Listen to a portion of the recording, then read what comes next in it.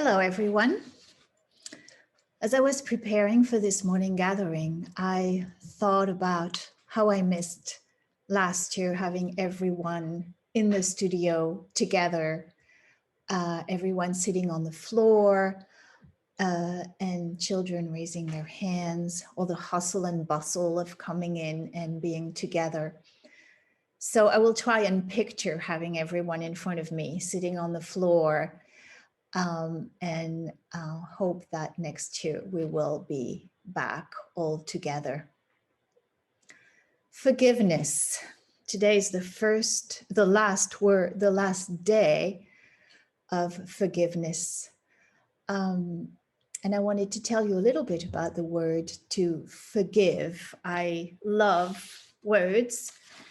And one definition is to give up the desire or power to punish. In French, it's a word that is a little bit like pardon, pardonner, and it's a passing over of an offense without punishment. So essentially, when you forgive someone, you are allowing that person not to have to feel guilty forever.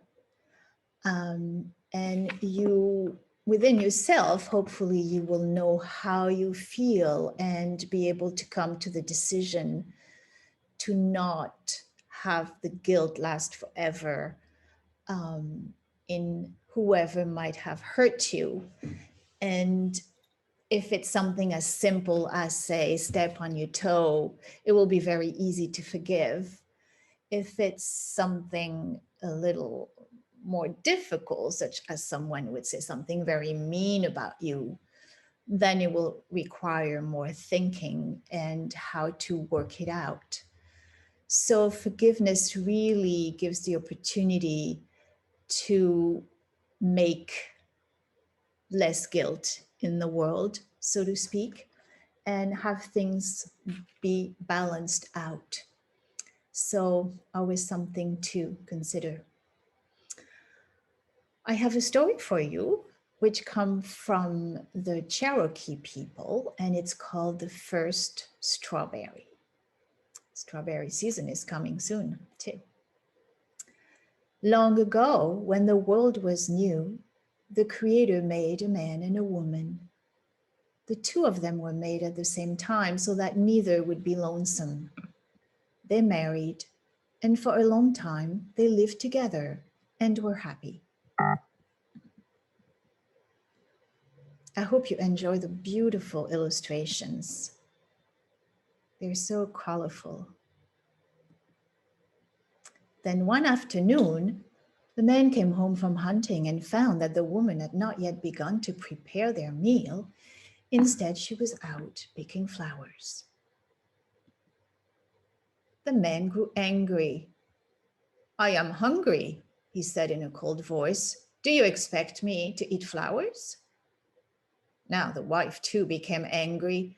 She had picked those flowers to share their beauty with her husband. "Your words hurt me," she said. "I will live with you no longer." She turned to the west and began to walk toward the sun.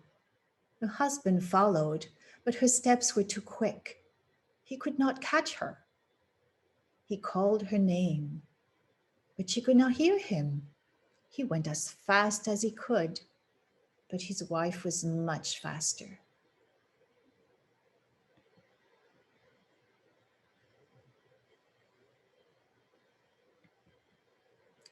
The sun watched as the husband followed her.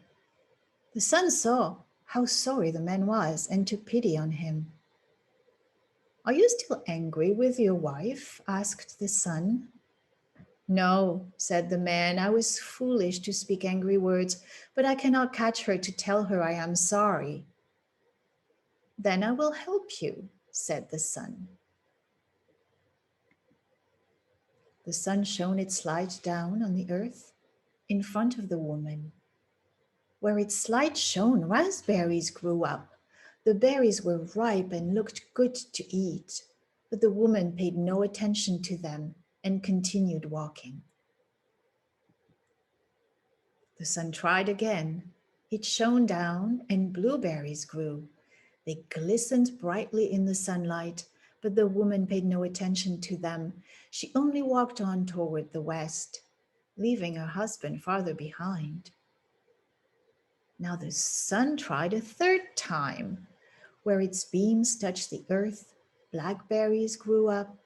They were dark and plump, but the woman's anger was too great and she did not see them.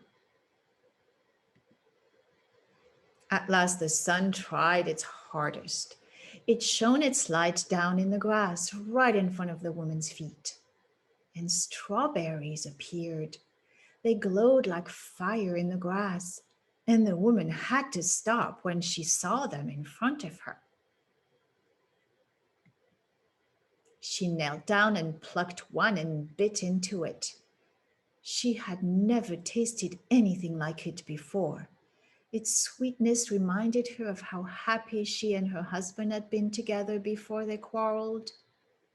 "I must gather some of this fruit for my husband," she said, and she began to pick the berries. She was still picking when the man caught up to her. "Forgive me for my hard words," he said to her. And she answered him by sharing the sweetness of the strawberries. So it was that strawberries came into the world. To this day, when the Cherokee people eat strawberries, they are reminded to always be kind to each other, to remember that friendship and respect are as sweet as the taste of ripe red berries. And I am sure that little chipmunk down there agrees. So remember, friendship and respect are as sweet as the taste of ripe red berries. Merci. Au revoir.